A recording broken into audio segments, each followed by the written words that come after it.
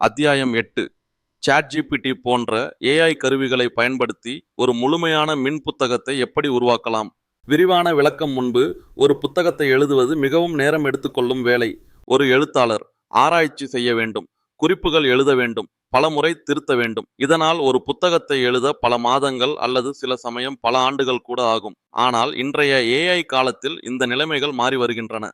ChatGPT போன்ற AI கருவிகள் ஒரு மனிதனுக்கு புத்தகத்தை எழுத உதவும் ஒரு சக்தி வாய்ந்த கருவியாக மாறியுள்ளது. இதன் முக்கிய நன்மை என்னவென்றால், AI மனிதனின் சிந்தனைகளை விரைவாக உள்ளடக்கமாக கண்டென்ட் மாற்ற உதவுகிறது.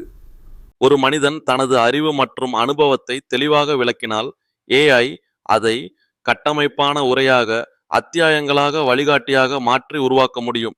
இதன் மூலம் ஒரு மனிதன் தனது அறிவை மின் புத்தகமாக, இபுக் மாற்ற முடியும். AI உதவியுடன் புத்தகம் எழுதுவதன் முக்கிய நன்மைகள். AI பயன்படுத்தி புத்தகம் எழுதுவதால் பல நன்மைகள் கிடைக்கின்றன. ஒன்று, வேகமான எழுத்து செயல்முறை. முன்பு ஒரு அத்தியாயத்தை எழுத பல மணி நேரம் எடுத்துக்கொண்டது. AI உதவியுடன் ஐடியா கொடுத்தால், ஸ்ட்ரக்சர் கொடுத்தால் அது விரைவாக கண்டென்ட் உருவாக்க உதவும். 2, தெளிவான கட்டமைப்பு. AI ஒரு புத்தகத்தின் chapter structure, topic flow, explanation, style இவற்றை அமைக்க உதவுகிறது. 3, மொழி மற்றும் வடிவமைப்பு உதவி. AI பல மொழிகளில் எழுத உதவுகிறது. உதாரணமாக தமிழ், ஆங்கிலம், மற்ற மொழிகள். இந்த வகையில் AI ஒரு லாங்குவேஜ் அசிஸ்டன்ட் போல செயல்படுகிறது. 4, தொடர்ச்சியான உள்ளடக்க உருவாக்கம். ஒரு புத்தகம் எழுதும்போது பல நேரங்களில் ஐடியா குறையும், எழுத்து தடை ஏற்படும். AI இந்த பிரச்சனைகளை தீர்க்க உதவுகிறது. AI பயன்படுத்தி இபுக் உருவாக்கும் செயல்முறை. ஒரு மின் புத்தகம் உருவாக்குவதற்கு ஒரு தெளிவான ஒர்க் ஃப்ளோ தேவை. இந்த ஒர்க் ஃப்ளோ பொதுவாக கீழ்க்கண்ட படிகளில் அமைக்கப்படுகிறது.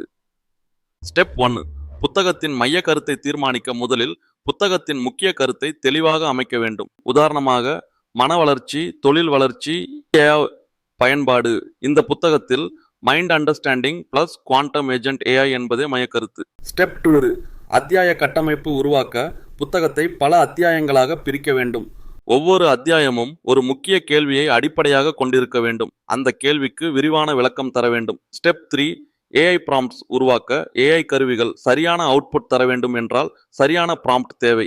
ப்ராம்ப்ட் என்பது AIக்கு கொடுக்கப்படும் தெளிவான வழிமுறை. உதாரணம், மன விழிப்புணர்வு மற்றும் AI ஆட்டோமேஷன் பற்றி தமிழில் ஒரு விரிவான அத்தியாயம் எழுதுங்கள்.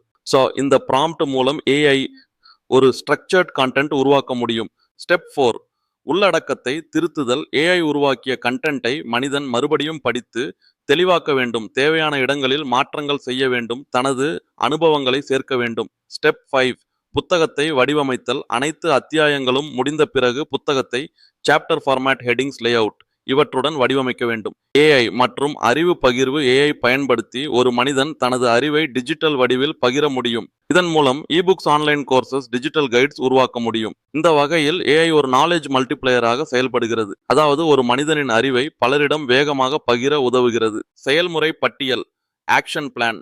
1, உங்கள் புத்தக கருத்தை தேர்வு செய்யுங்கள். நீங்கள் அதிகம் தெரிந்த விஷயங்களை பட்டியலிடுங்கள். மற்றவர்களுக்கு உதவக்கூடிய ஒரு டாபிக் தேர்வு செய்யுங்கள். 2 சாப்டர் ஸ்ட்ரக்சர் உருவாக்குங்கள். புத்தகத்தை பல அத்தியாயங்களாக பிரியுங்கள். ஒவ்வொரு அத்தியாயத்திற்கும் ஒரு முக்கிய கேள்வி அமைக்குங்கள். 3, AI ப்ராம்ப்ட்ஸ் உருவாக்குங்கள். ChatGPT போன்ற AI கருவிகளை பயன்படுத்துங்கள். ஒவ்வொரு அத்தியாயத்திற்கும் தெளிவான ப்ராம்ப்ட் கொடுங்கள். கண்டென்ட் திருத்துங்கள். AI உருவாக்கிய கண்டென்ட்டை மறுபடியும் படியுங்கள். உங்கள் அனுபவங்களை சேருங்கள். தேவையான மாற்றங்களை செய்யுங்கள். இபுக் வடிவமைக்குங்கள். சாப்டர்ஸ் மற்றும் ஹெட்டிங்ஸ் சரியாக அமைக்குங்கள். PDF அல்லது டிஜிட்டல் ஃபார்மேட் உருவாக்குங்கள். நினைவில் கொள்ள வேண்டிய முக்கிய குறிப்புகள். AI புத்தகம் எழுதும் செயல்முறையை வேகமாக்குகிறது. சரியான ப்ராம்ப்ட் கொடுத்தால் AI நல்ல கண்டென்ட் உருவாக்கும். மனித அனுபவம் மற்றும் AI உதவி சேரும்போது சிறந்த புத்தகம் உருவாகும். முக்கியமாக AI ஒரு கருவி, மனிதன்தான் அதன் இயக்குனர். AI காலத்தில் அறிவு பகிர்வு மிகவும் எளிதாகியுள்ளது. அடுத்த அத்தியாயம். அத்தியாயம் 9, ஒரு இபுக் உருவாக்கிய பிறகு அதை வெற்றிகரமாக வெளியிடுவது எப்படி? இந்த அத்தியாயத்தில் இபுக் பப்ளிஷிங், சேல்ஸ் பேஜ் உருவாக்குதல், சோஷியல் மீடியா மார்க்கெட்டிங்